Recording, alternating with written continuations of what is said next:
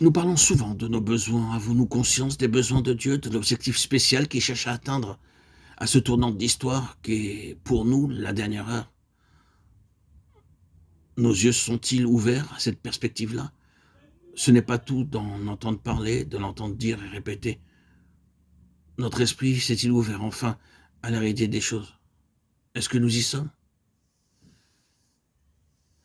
Si nous envisageons le milieu où nous sommes à la lumière de cette préoccupation, une question doit se poser. Est-ce que nous constatons certains empêchements, certaines limitations au sein de la famille spirituelle à laquelle nous nous rattachons?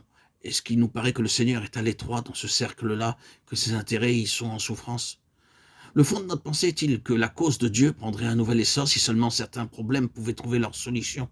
Supposons que Pierre représente une personne quelconque, une chose quelconque ayant de la valeur aux yeux de Dieu. Ah, si seulement il pouvait être libéré, quelle délivrance pour le témoignage du Seigneur, et que de possibilités nouvelles pour le Seigneur lui-même. Sentez-vous des obstacles dans le témoignage auquel vous êtes directement associé ou en souffrez-vous? Il y a la matière à réflexion. Il faut aller au fond des choses et prier dans ce sens-là. Nous devons mettre du discernement dans nos prières. Or, notre intercession ne sera intelligente que si nous nous plaçons dans le vif de la situation. On ne se met pas à genoux pour élaborer des théories ou se perdre dans des abstractions. Nous devons localiser les points où une solution s'impose. Si tuer le mal, mettre le doigt sur les causes, puis d'un commun accord concentrer notre prière là et nous laisser empoigner par ce corps à corps spirituel avec l'obstacle. Vous pensez peut-être que nous vous convions à quelque chose de laborieux et de tendu. Croyez-moi, bien-aimés, chers amis, auditeurs, auditrices, tout est joie et liberté sur ce chemin.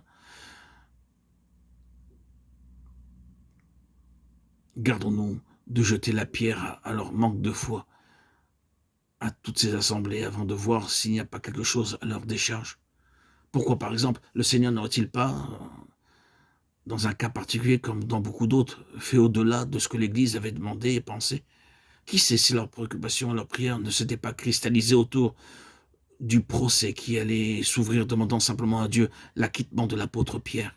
Vous savez bien, quand Dieu fait des choses comme celle-là, on est toujours un peu incrédule.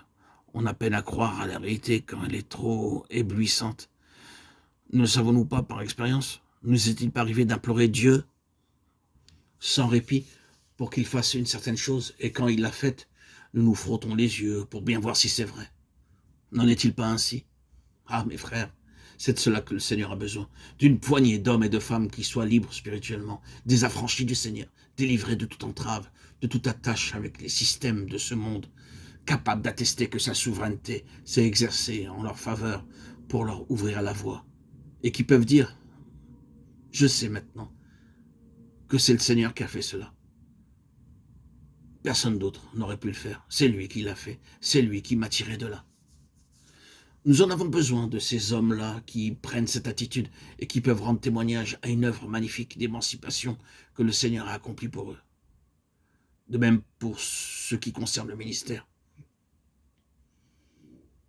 L'enfer avait bien pu concentrer tous ses efforts pour réduire à néant le ministère de Pierre, mais cet homme-là était un appelé de Dieu.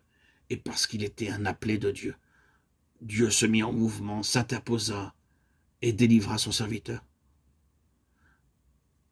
Mais n'oublions pas, dans le cas particulier, que cette expression de la souveraineté divine opéra conjointement avec le Saint-Esprit. Toute l'assemblée priait comme un seul homme.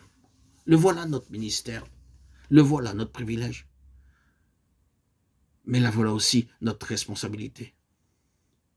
Pensez un peu au sentiment qu'a dû éprouver cette assemblée plus tard en voyant Pierre poursuivre son ministère, en le suivant par la pensée dans ses voyages au près et au loin, en entendant parler des lettres qu'il écrivait aux saints dispersés un peu partout dans le Pont, la Galatie, la Cappadoce, l'Asie, la Bithynie.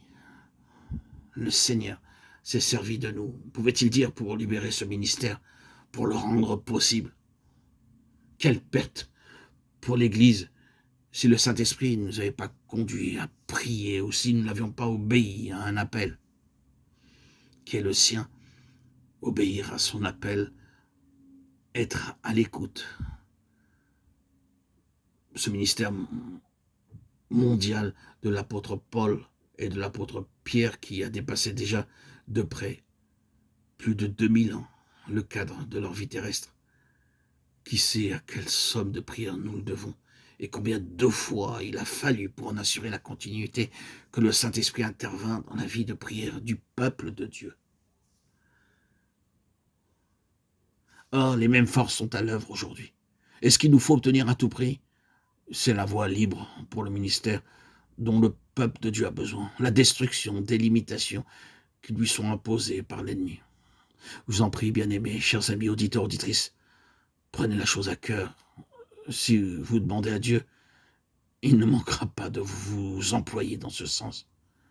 Quel privilège de voir s'ouvrir devant vous un ministère d'une amplitude mentale, mondiale, spirituelle et élevée par le simple désir de vos pensées. Quelle merveille! C'est à vous, c'est à nous, frères et sœurs en Christ, peut-être, qu'il appartiendra de rendre possible par la prière ce que l'enfer s'acharne à rendre impossible.